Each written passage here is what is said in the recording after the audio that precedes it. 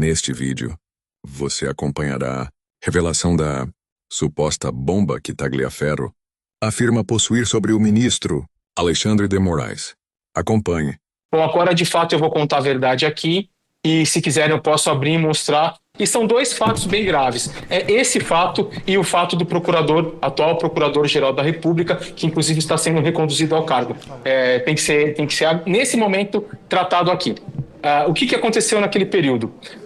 Apareceu a matéria do Amado, se não me engano, no dia 18 ou dia 19. 17 de agosto foi a matéria, a busca e apreensão foi dia 23. Exatamente, era uma coisa mais ou menos, eu tenho um pouco lembrança da data. E o que aconteceu de grave naquilo? E de fato, sim, ele se baseou somente naquela matéria do Amado no Metrópolis. Ele pediu naquele dia que fosse feito, através de seus juízes auxiliares, que fosse feito a matéria, a análise daquela publicação, retirado dali aquelas conversas que estavam na matéria do Amado, em WhatsApp, tentado identificar uma coisa ou outra, o que não era possível, porque se tratavam de conversas de grupo privado. Isso sim seria um ato criminoso da minha parte se eu fizesse.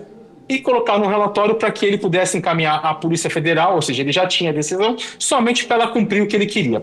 Bom, eis que aconteceu aquela apreensão, ela era para acontecer numa segunda-feira, se eu não me engano ela aconteceu numa terça, ele estava desesperado para aquilo que acontecesse e não foi na terça e surgiu naquela semana uma forte repercussão da mídia, que todo mundo estava brigando, dizendo que, olha, que absurdo, foi feito somente com base na matéria jornalística do Amado, não sei o quê. Sim, de fato, foi feito somente na matéria jornalística do Amado. Quando chegou próximo de sexta-feira, foi pedido para mim, através do Ayrton Vieira, eu tenho aqui não só a última conversa com ele, porque as anteriores foram apagadas, e daquele momento que eu vi que tinha algo errado, eu comecei a manter dali para frente.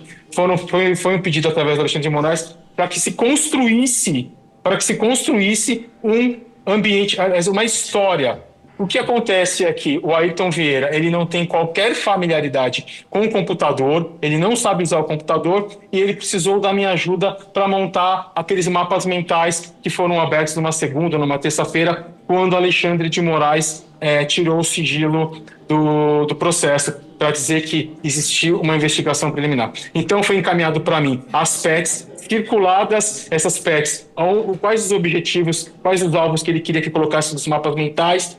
Foi pedido para que se confeccionasse um parecer, um relatório com data retroativa, e eu assinando pelo Supremo Tribunal Federal, ao qual eu não era nomeado. Foi pedido para fazer toda essa história encaminhada para o Ayrton, para que o Ayrton, dentro do processo físico, fizesse da forma que ele acha. Eu acredito que foi colocado isso anterior. Então, não existiu.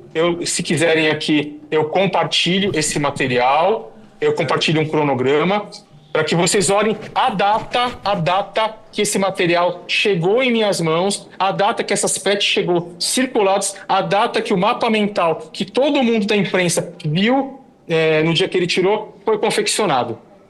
Por favor, por favor. Se o senhor puder mostrar para a gente aqui, porque enquanto o senhor está preparando aí para mostrar para nós, pelo que eu entendi, há uma matéria jornalística, o ministro Alexandre de Moraes dá ordem para essa assessoria de combate à desinformação produzir algum relatório, ele determina a busca e apreensão somente com base na matéria de jornal, sem saber se aqueles diálogos eram verdadeiros ou não, se tinham autenticidade ou não. Depois, o outro desembargador, que é juiz auxiliar dele, pede ao senhor Eduardo Tagliaferro para ajudá-lo a confeccionar um novo fundamento da decisão, é isso?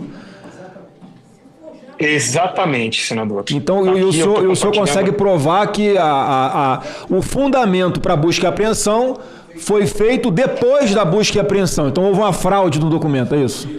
Exatamente, e isso me deixou um tanto quanto preocupado e entendi porque todos os processos são físicos e ele só tira o sigilo no momento que ele acha interessante e nas peças que ele acha interessante. Bom, aqui, ó, os senhores estão conseguindo ver aí?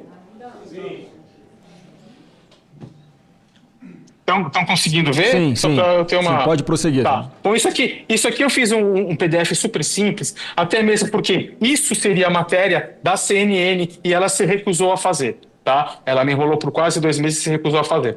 Então aqui mostra na data, tá? Na data aqui em que aconteceu a matéria do Amado, o link dessa data, tá? E aqui o pedido de Alexandre de Moraes de 19 de agosto, né? Onde ele vai lá e ele fala o que precisa fazer. Bom, aqui tem tudo, a matéria jornalística, do dia que ele fala, que foi no dia 23/8/2022, né? Que está bem aqui, que aconteceu a busca e apreensão. Porém, se os senhores observarem, os relatórios datam todo o material que a mim foi passado para montar aquela farsa é do dia 26, 27 e 28 de agosto. Está aqui. Tudo preservado, tudo periciado, mostrando que não teve qualquer adulteração ou manipulação da minha parte. Então, isso aqui é só um ilustrativo. Eu vou mostrar o arquivo agora, tá? Tá aqui, ó. Mapas mentais, se os senhores olharem, esse mapa aqui foi o mapa, não sei se os senhores se recordam, foi o mapa que estava no processo, foi um mapa mental feito por mim, nesse dia aqui, ó, 29 de agosto de 2022. O que é mapa mental? Só para que a gente possa entender.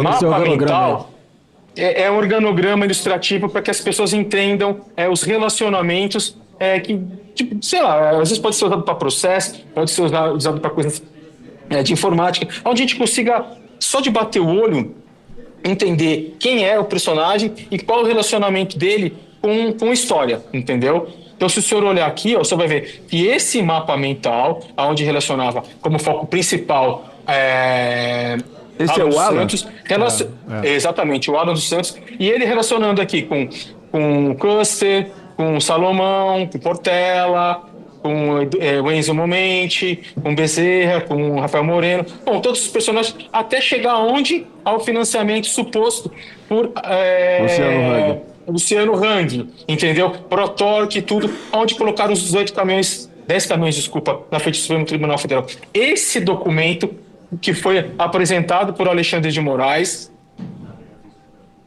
quando ele tirou o sigilo, para justificar que existia uma investigação preliminar e que toda a busca e apreensão não foi lastreada somente no do Amado, para ele se justificar e não ficar tão ruim, foi confeccionado por mim a pedido de Ayrton Vieira, uma vez que Ayrton Vieira não era para eu ter feito, tá? Ayrton Vieira não sabia mexer com o computador. Então isso chegou nas minhas mãos por acaso. Se o senhor olhar aqui, ó, em todas as PECs, olha a data, essas PECs aqui, Moraes nem sabia que o Ayrton Vieira tinha me passado. Ayrton Vieira pediu para mim, não fale nada.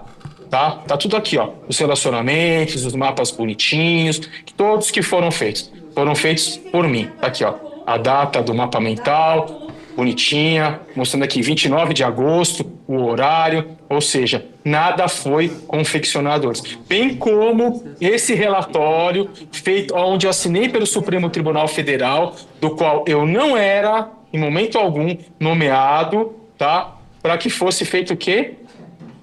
A porcaria da busca e apreensão um dia depois. Que loucura do caramba. Depois. Olha a data da confecção desse documento, 28 de agosto de 2022. E não 22 de agosto de 2022, como eles colocaram, tá? Então aqui está a comprovação de um crime, uma fraude processual gravíssima. Então, se aconteceu nesse caso, imagino que não acontece em todos os processos físicos em posse de Alexandre de Moraes. Então, a gente tem que tomar muito cuidado com o gabinete dele e com os processos. Lembrando que tudo que eu fiz, tirei hash, sabe? Justamente para não ter contestação. Isso já está lastreado por um laudo pericial. Tudo bonitinho, ó. Tudo bonitinho. Tá vendo as datas? 28, ó, tudo bonitinho. Agora eu vou abrir um outro relatório. Deixa eu ver se eu preciso enquanto o senhor está abrindo aí, enquanto o senhor está abrindo, só para confirmar também, essa preocupação dele de esquentar essa operação de busca e apreensão, né, sem embasamento nenhum, essa comprovação do que chama de pescaria probatória, né? Você primeiro pega os telefones, vê o que tem, depois você justifica fraudando um laudo, como o senhor está mostrando, já que tem os metadados que esse documento, que depois oficialmente ele apresentou como sendo um fundamento para autorizar a busca e apreensão, ele foi produzido por esses metadados que o senhor tem do Word, ele foi produzido alguns dias após efetivamente ter sido feita a busca e apreensão. Para quê? Mas para justificar para os advogados que pediram acesso aos autos?